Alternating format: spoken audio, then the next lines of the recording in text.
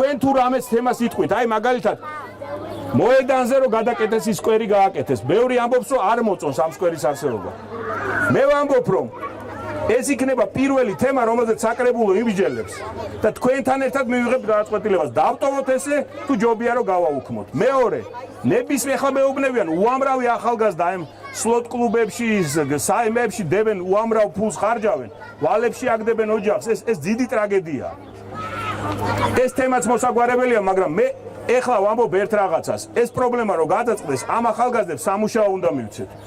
მათ რა გონიათ, ხო ადამიანი გამოუცდელი ადამიანი რას ფიქრობს? წავალ ეხლა რაღაცას მოვიგებ და გადავრჩებ. ეხლა 100 ლარს ჩავდებ, 1000 მოვიგებ, ან 10000 მოვიგებ. ეს გამოუცდელობის შედეგია. აკრძალვა წამალი არ არის. აკრძალვით შეიძლება ჩვენ ინტერნეტში წავიდეთ იქ ითამაშოთ. თბილისში ჩავლენ იქ ითამაშებენ.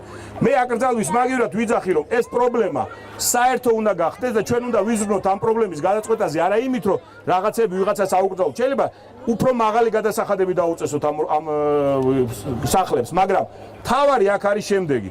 თავარია რომ ჩვენ უნდა მივცეთ ამ ახალგაზრდებს სამუშაო.